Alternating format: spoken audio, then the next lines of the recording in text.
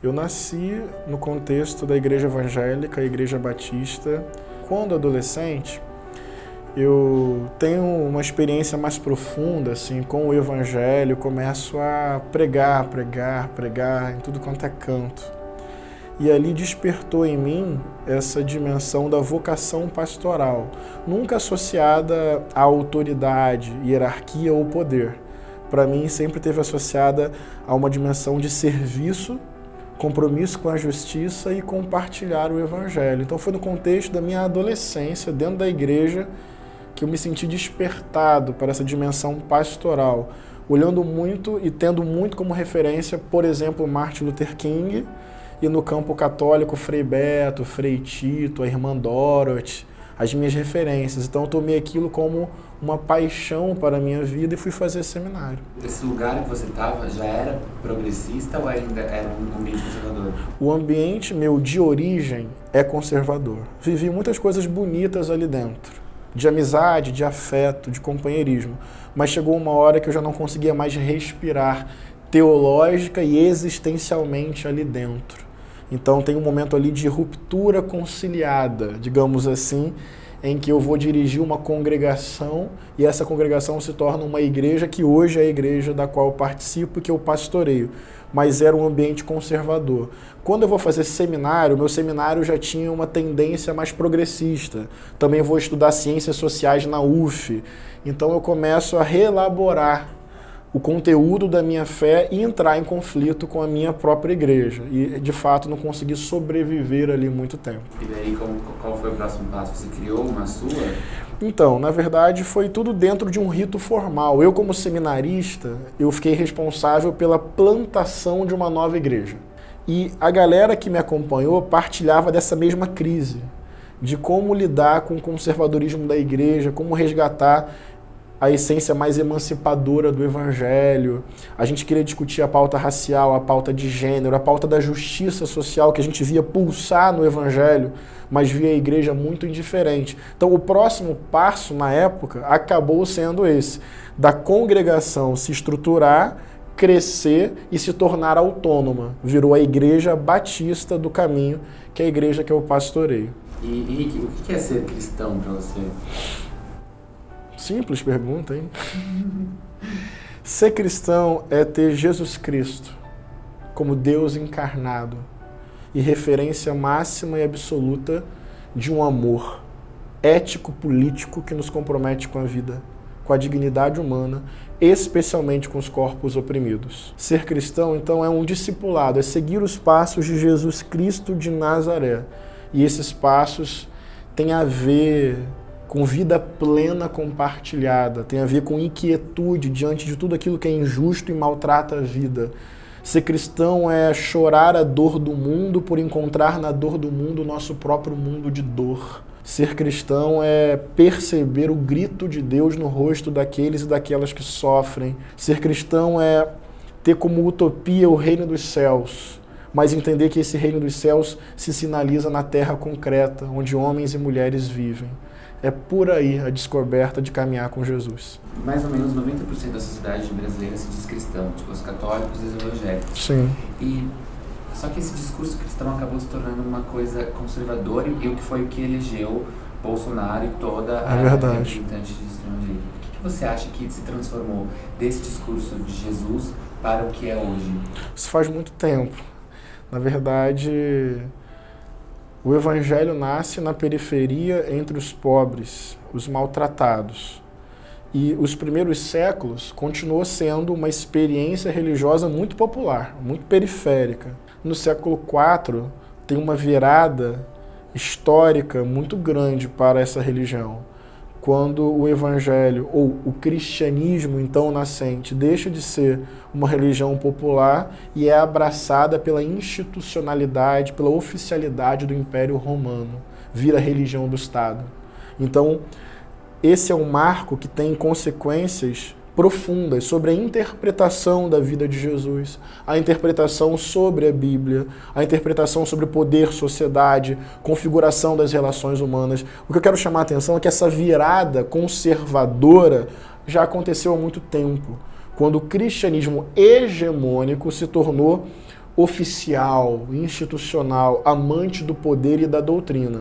Sempre houve, e eu gosto de dar visibilidade a isso, uma tradição cristã popular, arejada, acolhedora, emancipadora. Mas o que eu quero chamar a atenção é que esse conservadorismo não é uma novidade.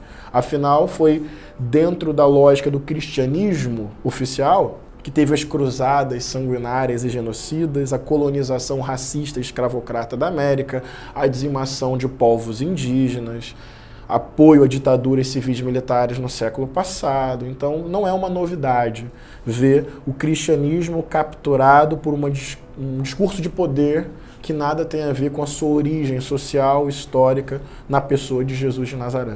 Você vê algum problema, por exemplo, de ter uma pessoa que se diz cristã na política? Nenhum problema.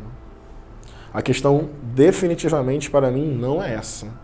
A laicidade ou a democracia não devem excluir a participação de religiosos na política. A questão é a qualidade, a característica desta participação. Então, achar que existem dimensões completamente separadas por um muro rígido, intransponível, aqui a religião, aqui a política, eu não acredito nessa formulação iluminista. Porque, vou dar o meu exemplo, colocar isso de maneira mais de testemunho pessoal. Como é que eu vou separar isso dentro de mim? Eu sou, por definição, um ser político, como todo ser humano é. Não só um ser político, como todo ser humano é. Eu sou engajado politicamente. Eu tenho intuições, convicções e posições. E eu sou uma pessoa religiosa, eu creio em Jesus. Como é que eu separo isso dentro de mim? Não existe essa separação, eu sou tudo isso ao mesmo tempo. Fé e política se relacionam inevitavelmente. A questão está na característica dessa relação. Quando a fé é um projeto de poder que impõe uma doutrina para o conjunto da sociedade, isso é antilaico, antidemocrático, arbitrário e absolutamente violento. É o que a gente vê hoje no Brasil. Mas também tem a fé que me inspira a lutar por justiça, pelo bem comum, o que foram os freis dominicanos lutando contra a ditadura, o que foi a Irmã Dorothy lutando contra os latifundiários no Pará, o que foi Martin Luther King lutando contra o racismo, a segregação racial nos Estados Unidos, todo mundo inspirado pela fé. Não tem como separar. A questão é a qualidade desta relação entre fé e política. Não, então você acha que, por exemplo, um líder político jamais pode utilizar a Bíblia ou o slogan do Bolsonaro, Deus acima de tudo, como uma Esse slogan, ferramenta política? Deus acima de tudo é uma expressão fascista. Por quê? Porque, na verdade, não é Deus. É a projeção de Deus, do Bolsonaro. Ele usa a sua projeção de Deus para impor à sociedade uma determinada moral. Isso esconde sede de poder e arrogância. Deus é Deus. Teologia não é o estudo de Deus, é o estudo da nossa narrativa sobre Deus. Por isso que é fascista. Porque é pegar uma narrativa sobre Deus, achar que ela é única, verdadeira e totalizante e buscar mecanismos de imposição e força para que toda a sociedade se adeque a isso. Então isso tem um dispositivo de vontade de domínio. Deus acima de tudo é uma formulação, do ponto de vista político, perigosa, violenta e fascista. E eu diria que antibíblica. Se eu for discutir teologicamente, o Deus que aparece na Bíblia está muito menos acima e muito mais no meio do povão. Ele está muito mais manifesto na terra do que no céu, entre os pobres, entre os pequeninos, entre os corpos oprimidos. Tanto do ponto de vista político quanto bíblico-religioso, essa afirmação é absurda, perigosa, violenta. Na verdade, é o próprio Bolsonaro acima de tudo. É a projeção dele acima de tudo. Deus aí é moeda, produto. E falando sobre o estudo da Bíblia que você citou agora, você diz, eu vi uma informação sua dizendo que a Bíblia é um livro negro de interpretação branca. Sim. O que você quer dizer exatamente com isso? Que nós somos colonizados no nosso pensamento, na nossa forma de conhecimento. A nossa leitura bíblica já é muito ocidentalizada e eurocêntrica. Isso tira de nós a possibilidade de perceber a tradição bíblica que tem a ver com a África, que tem a ver com africanidade, que tem a ver com oralidade, que tem a ver com negritude, que tem a ver com corpos oprimidos. Se você pega o Antigo Testamento, para nós cristãos, é a história de um povo oprimido peregrinando pelo deserto. Esse povo consegue uma terra, daí ele monta um estado opressor. Vêm os profetas e começam a denunciar isso. Isso pulsa na Bíblia, mas o olhar eurocêntrico, ele silencia essa voz política e espiritual da Bíblia e coloca tudo num patamar tipicamente moralista e individual. E o Novo Testamento é simplesmente a afirmação de que Deus veio ao mundo e encarnou entre os pobres. Isso também some na lente eurocêntrica. Quando eu digo que é uma perspectiva branca, não é do ponto de vista apenas da cor da pele, é da forma de leitura. A Bíblia perde o seu caráter sociopolítico popular e vira um manual de etiqueta e elegância moral. Então isso faz sumir o chão da história da onde a tradição bíblica surgiu. E como é feita essa interpretação? Porque, por exemplo, muitas pessoas justificam casais LGBTs dizendo que vai para o inferno, baseado no Antigo Testamento Levítico e no Novo Testamento na carta de Paulo, né? Aos Romanos. Então, assim, as pessoas pegam um fragmento da Bíblia e transformam numa verdade. Verdade. Como que deve ser feita essa interpretação para não acontecer esse tipo de coisa e nem acontecer esse embranquecimento que você falou? Sempre contextualizando e localizando historicamente o texto. Não existe leitura neutra. Toda leitura é uma interpretação de uma bula de remédio. Não há uma objetividade total. A gente vai ler e vai discutir sobre a bula. Então toda leitura é uma interpretação. A questão é quais são os critérios da nossa interpretação. Eu faço parte de uma tradição que acredita na leitura popular e comunitária da Bíblia. De você pegar o texto, jogar no seu contexto para entender qual era a função dele na época. Primeiramente. Depois, a partir de um critério que a gente escolhe, que é o critério do Cristo, da pessoa de Jesus de Nazaré para nós cristãos, você começa a ler a Bíblia tendo Jesus como um critério máximo de interpretação. O amor, a dignidade humana. O tempo bíblico, por exemplo, não conhecia a sexualidade como nós conhecemos hoje. Do ponto de vista da identidade, da orientação sexual. Querer que eles achar que eles iam falar sobre sexualidade com o acúmulo que nós temos hoje, é impossível. Aquilo reflete uma época, um momento. Isso tira a sacralidade da revelação bíblica? Não. Mas atenção que eu vou dizer. A Bíblia é a palavra de Deus, para mim, não no texto, no ponto, na vírgula, Levítico 2 ou Romanos 4. Não. A Bíblia é a palavra de Deus à medida que ela aponta o Cristo, à medida que ela aponta o amor, à medida que ela aponta um Deus para além da própria Bíblia. Então a melhor maneira é localizar e contextualizar o texto. Entender o que ele queria dizer na época que ele foi escrito para as pessoas que estavam lendo e ouvindo. A partir disso, tendo Jesus como critério e a centralidade do amor, a gente começa a entender o que é histórico e cultural, o que é eterno e atemporal. Então ser LGBT não é pecado? De jeito nenhum. Pecado é intolerância. Pecado é violência. Pecado é pegar o texto e achar que Deus é igual ao texto. Isso é idolatria. É pegar o texto e dizer, Deus, você é o texto. Deus escapa ao próprio texto. Deus não pode ser do tamanho de um texto, senão não é Deus.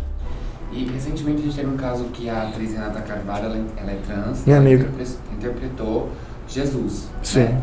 E a própria campanha do Bolsonaro e os fundamentalistas utilizaram isso como um ataque à igreja, a Jesus, né? O fato da Renata estar interpretando Jesus. Então eu falo, é possível Jesus ser uma mulher trans? Sim. Ou é possível Jesus ser travesti? Sim.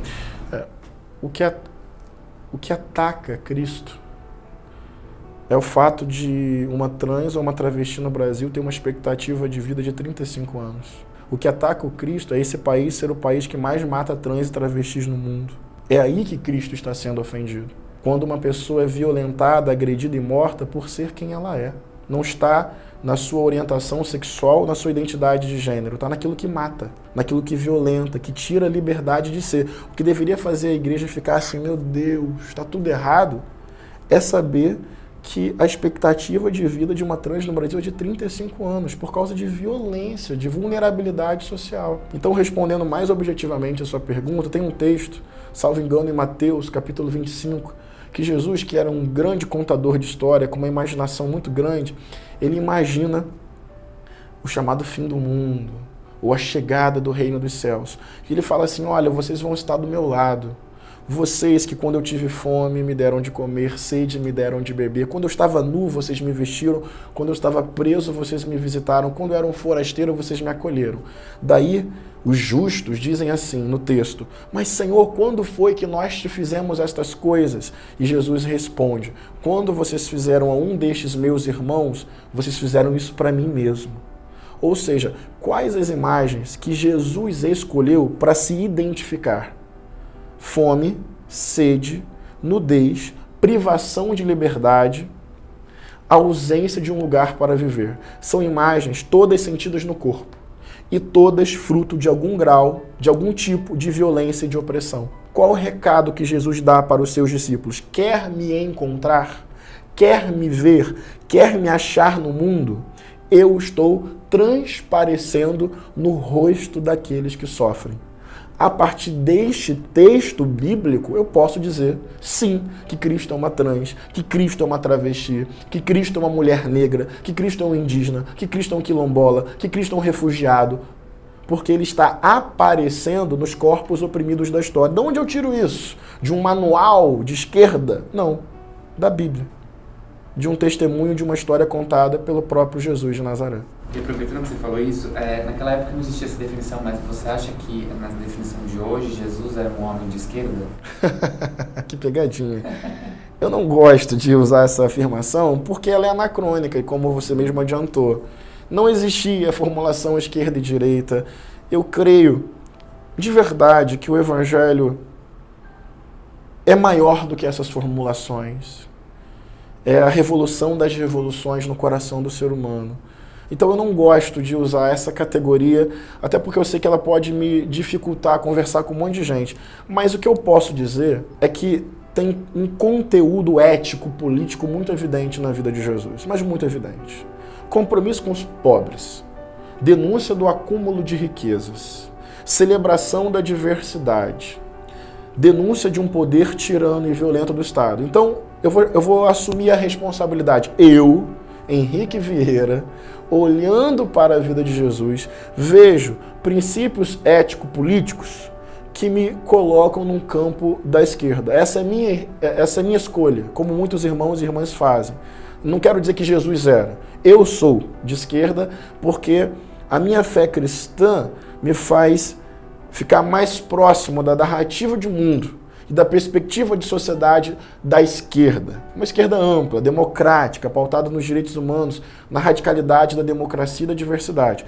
Mas, mesmo me considerando de esquerda e assumindo que isso vem do meu cristianismo, eu continuo insistindo que a proposta do Evangelho revolucionaria a própria esquerda, que é de um amor ético-político raro, profundo, incondicional, que na minha compreensão e fé é capaz de mudar corações e estruturas opressoras. Tem uma frase muito comum, utilizada, que é, as pessoas falam que bandido bom, bandido morto. Terrível.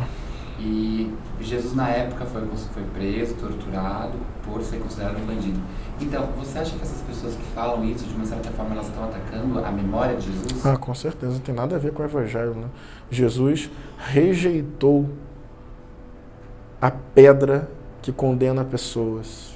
Daí vem pessoas em nome de Jesus, pegam a pedra e tacam. É mais ou menos essa a imagem que eu construo cenicamente na minha cabeça. Uma pedra feita para apedrejar. Daí Jesus diz, eu não quero usar isso contra ninguém. Daí vem os discípulos de Jesus, pegam a pedra, você não quer usar, mas em seu nome nós vamos. É mais ou menos essa imagem que eu quero construir. Desejar a morte de alguém por erros que cometeu, poucas coisas são mais contra o Evangelho do que essa afirmação. É muito incompatível. Não dá para pegar a figura do Evangelho ali revelada, Jesus, e achar que tem indício de que ele diria isso. Pelo contrário, fico imaginando Jesus ouvindo isso dizendo, não entenderam nada. Nada do que eu vivi, encarnei e propus. Bandido bom e bandido morto é vingança, não é justiça. Não tem nada a ver com a delicadeza justa do Evangelho de Jesus. E agora, pra gente encerrar, eu conheço muita gente que acabou ficando decepcionada com a igreja, porque exatamente por isso, por esse discurso utilizado da igreja, sabe? E acabou saindo, mas ainda tem uma esperança dentro. Qual mensagem você passaria para essas pessoas que se decepcionaram com a religião ou com com o ensinamento cristão e hoje se sentem excluídas desse espaço? Primeiro conselho é olhar para Jesus. Não olhar fixamente para as instituições, nem para nós mesmos como solução. Olhar para Jesus de Nazaré e perceber ali o Deus encarnado. Este sim não nos decepciona. Segundo, tem um texto que Jesus disse assim: onde estiverem 2 ou 3 reunidos em meu nome, ali eu estarei. Então, igreja, na perspectiva bíblica, é muito mais do que instituição e templo. É a gente junto. Então, eu diria para essas pessoas, se reúnam com outras pessoas. Façam a igreja acontecer para além da institucionalidade. Se reúnam para promover a paz, para promover a justiça, para denunciar as diversas violências, para ficar inquieto diante do momento terrível que o Brasil está vivendo. Se juntem. Eu acredito nessa organização do povo. Não é desmerecendo a institucionalidade, não, mas é usar a comunhão para subverter a própria instituição. Então eu diria para essas pessoas, e são muitas, eu sei, que estão machucadas, que às vezes a melhor forma de resgatar a fé é tirando o olhar um pouquinho das instituições e voltando a olhar para Jesus. E também se juntando com outras pessoas para a gente produzir uma igreja itinerante, peregrina, popular, nas casas, nas ruas, nas praças, que desautorize os coronéis da fé e que devolva o cristianismo à sua origem, que é a origem popular, que é a origem revolucionária.